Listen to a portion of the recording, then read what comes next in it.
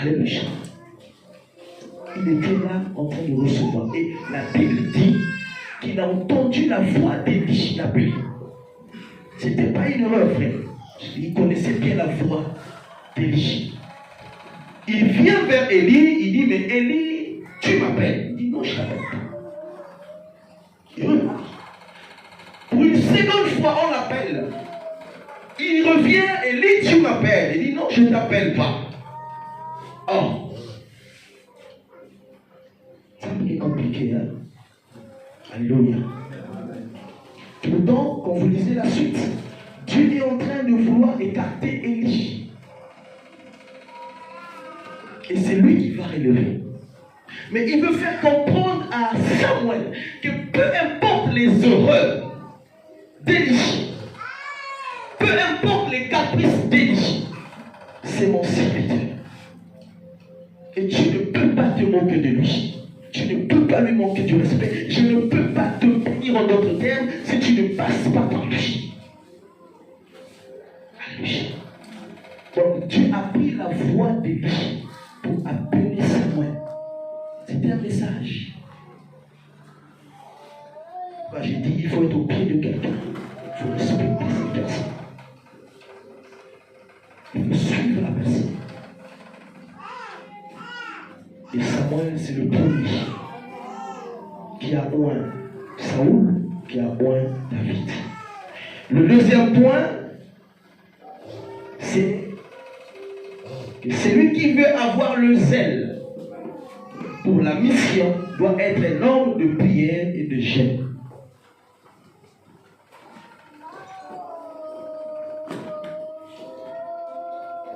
Actes chapitre 13. Du premier au deuxième verset. On revient sur Paul.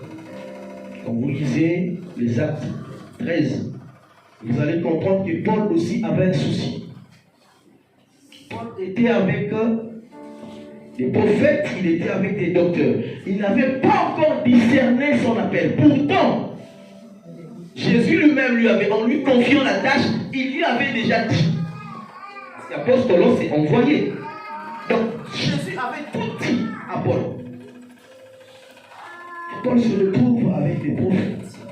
Il se retrouve avec des docteurs en train de travailler. Ce n'était pas son appel avec Barnabas.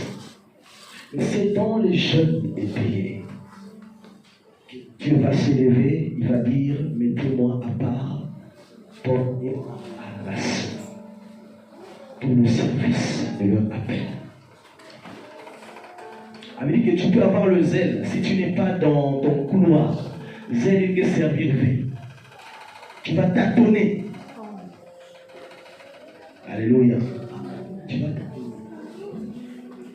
Il faut prier, il faut jeûner. Demander à Dieu. Demander à Dieu. C'est à lui de te montrer l'ouvrage. Et quand vous lisez la suite, après les Actes des Apôtres, chapitre 13, Paul maintenant se dit, moi apôtre. Avant, il ne le disait pas, moi apôtre. Il était fier de le dire. Et sincère, calme, sérieux. Parce qu'il avait compris. Mais s'il n'y avait pas la prière, s'il n'y avait pas le jeûne, Dieu n'allait pas parler. Donc tu vas avoir le zèle. Parce que Judas aussi faisait le travail, il était chargé des offrandes. Alléluia. Et on a dit Salaya, Judas Iscariote.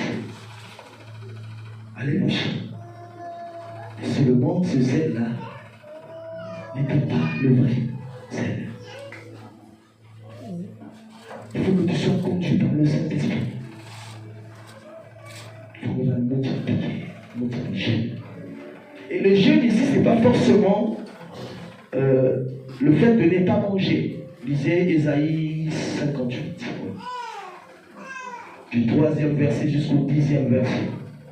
Le véritable jeûne, c'est s'abstenir du péché. Vivre très très loin du péché. C'est ça, le véritable jeûne.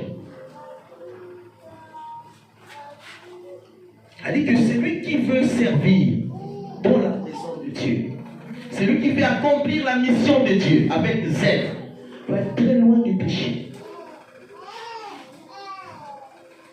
Tu ne fais pas de péché tes amis. Tu vas t'arranger, la santé qui est.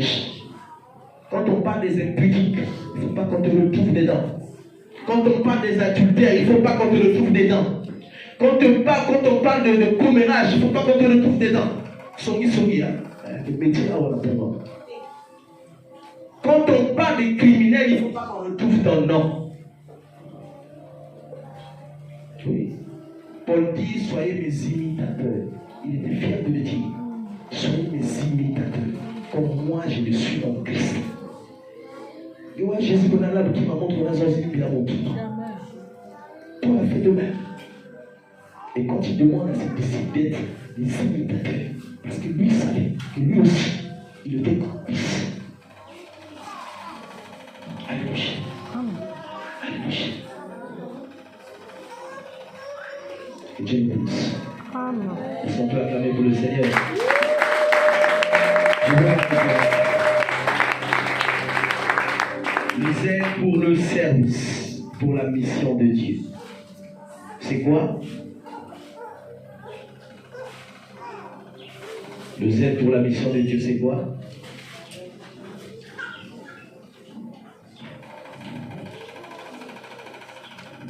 Est-ce qu'on peut acclamer pour le Seigneur?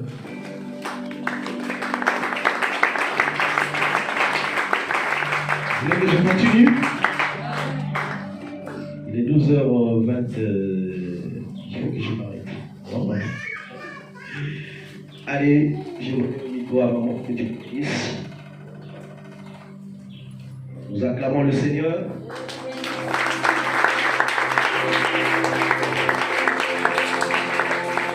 Nous sommes en année le 31. C'est dans combien de jours le 31? C'est quand aujourd'hui déjà? Dans 15 jours. Le 15 aujourd'hui. Déjà? Le 16. Aujourd'hui le 15. Non, le 15 ou le 16? Le 15. Ça va? Il nous reste 16. Le 16, c'est trop vraiment que je pense. Le 16.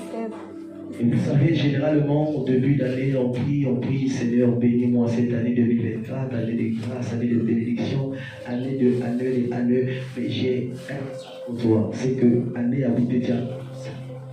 Alléluia. Certainement, tu te dis, il reste 15 jours. J'ai prié toute l'année, je n'ai rien reçu. Je veux te dire que l'année n'est pas encore terminée. Alléluia. Vous savez, ma mère, elle vendait ici au marché Titi. Et moi, j'étais à l'école Charminigou. Et le matin, j'accompagnais ma maman au marché avec une cuvette. Elle vendait du poisson fumé. Alléluia. Amen. Alléluia. Elle vendait du poisson fumé. Et quand je finissais, parce qu'à l'époque, il y avait deux vagues. Vague à Soukane et à midi. Quand c'était le matin, je l'accompagnais. Après, je partais à l'école. Après l'école, je passais par le marché. Et il y a des fois, maman qui n'a pas dit ça, ma client qui levait, moi j'étais triste, tout ça, mais quand on arrivait vers 16h, 17h, on appelait ça Nzombo le soir. Il y avait des marchands qui venaient de Brazzaville, qui achetaient la marchandise pour aller à Brazzaville. Donc, ce que tu n'as pas vendu de on t'achète ça en moins de 30 minutes. Alléluia. Et par là, j'ai appris quelque chose. Que tant que l'année a bouclé la main, ça ne perd pas l'esprit. Amen. Alléluia. Amen. Quelque chose peut se passer. Parce que Satan veut te faire perdre la foi. C'est là qu'il joue. Tu demandais, tu avais reçu une prophétie en 2024. Regarde, l'année, il reste 15 jours. Toi, tu penses que. Alléluia. Elle dit que tout est possible. À lui, rien n'est impossible. Amen. Alléluia. Vous savez, moi, venir ici, c'est un miracle. Je n'avais rien. C'est-à-dire que quand quelque chose monte, j'ai envie de venir, je n'ai pas d'argent. Mais quelqu'un à côté de moi, quand j'ai fait l'appel vidéo avec ma maman, elle pleurait au téléphone. Et quand la personne m'a vu, elle a senti que j'étais affecté. J'ai fini d'appeler, de parler avec maman, et j'ai fait comme si de rien n'était, mais il y a me comprendre que le pasteur